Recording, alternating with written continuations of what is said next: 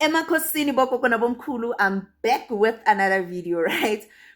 So ezibhlungu guys azipheli, and I want to talk about my 2 cents on Gogo Manzini's death. But before ngikhuluma ngoGogo Manzini, remember there's a video I made of Gogo Manzini makaqeda ukushona, right? Ukuthi people should not make this thing ukuthi just because ukushonwe isangoma, hey guys, you don't have power, like it has nothing to do with being a sangoma. Every wonke umuntu uzohamba, kwamina ngizohamba, kwawena uzohamba, kwalaba abantu abathi bazosebenzela usindiso lomphefumulo wabo la emhlabeni bazohamba, sonke siyahamba.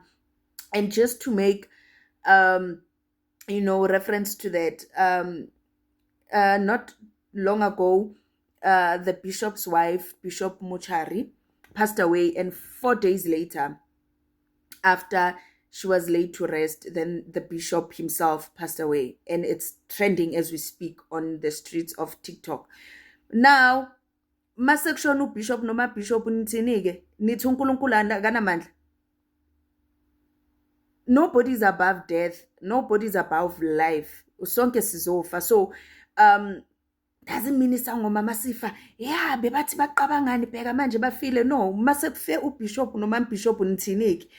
But anyway, because of after watching this, I remembered after making that video about Gogo Manzini, I said I'll come back with my 2 cents on Gogo Manzini, Okay, never mind death nanani. Lapho ngangimkhulumela ngoba sonke sizofa.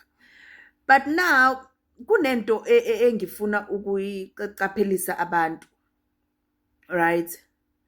Kunezinto ekungadlalwa ngazo, kunezinto ekudlalwa ngazo. Igama lomnyanga selicekeleke phansi ngenxa yokuthi kunabantu abayenza ngathi bona they know better, or they above impilo, or they above life, or they above ukufa. Being a healer, you heal. Awulimazi. And once you start ukulimaza, then you're not a healer.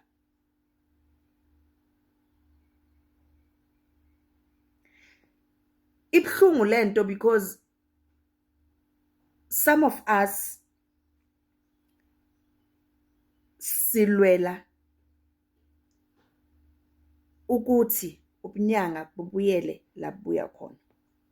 And mangithi silwela, I'm not saying I'm fighting making noise. In silence. Where I need to fix, I fix. Where I don't need to fix, I don't fix.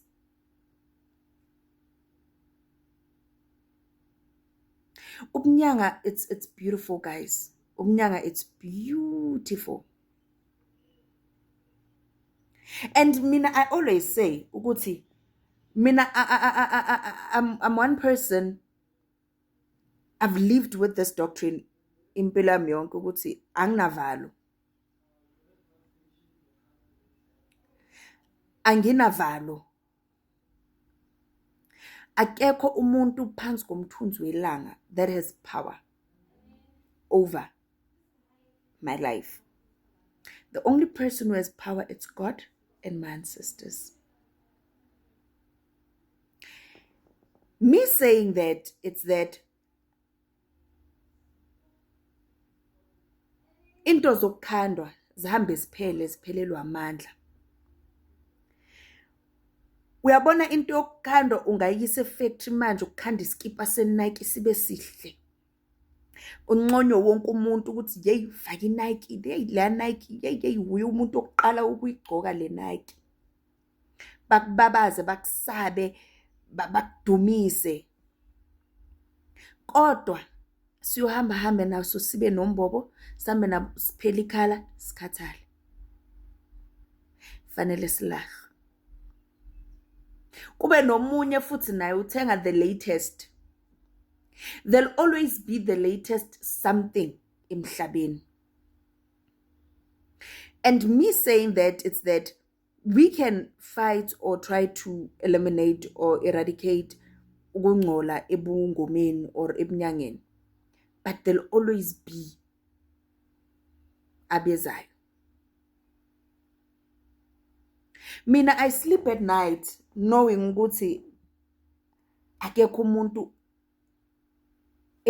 owalimala ngumuthi wami.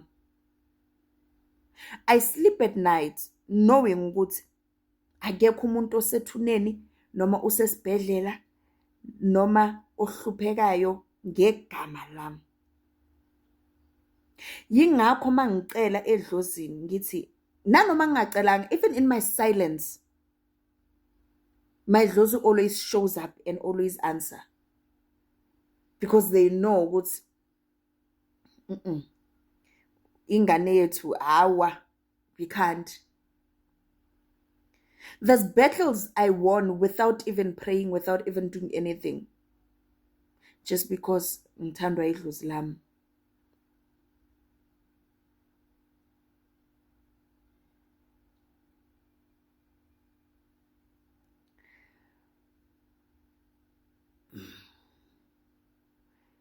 My 2 cents, it's that yonke into emhlabeni enzakalayo, it happens exactly the way it was supposed to happen. And if ngempela uhambile, isikhathi sesishayile, kodwa uyophendula. And now ungalindi wena ukuphendula. Angithi bayazi bona ukuthi mabasebenzisa abantu babayenza umantindane, basebenzisa abantu abangekho. Kwayena mangabe ushonile usayosebenza naye. Yonke lobukhazikhazi bekabuthola ngemali zalezi zinto, naye usayosebenza, uyosebenzela abanye abantu ukuthi babe nabo lobukhazikhazi. Naye usazoba yisipoki kweminye imizi. There's no rest.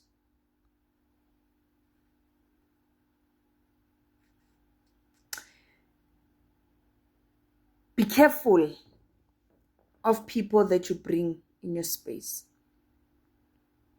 If you know me, I'm not a friend with a lot of sangomas. And I'm happy. And ngifuna injalo. I've got my own reasons. I don't want to be influenced. Don't want to be tainted.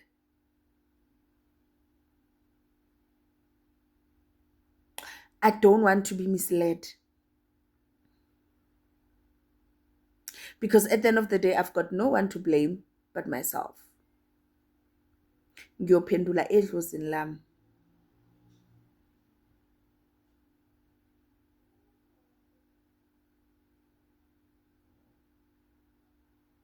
So yeah, that's my 2 cents.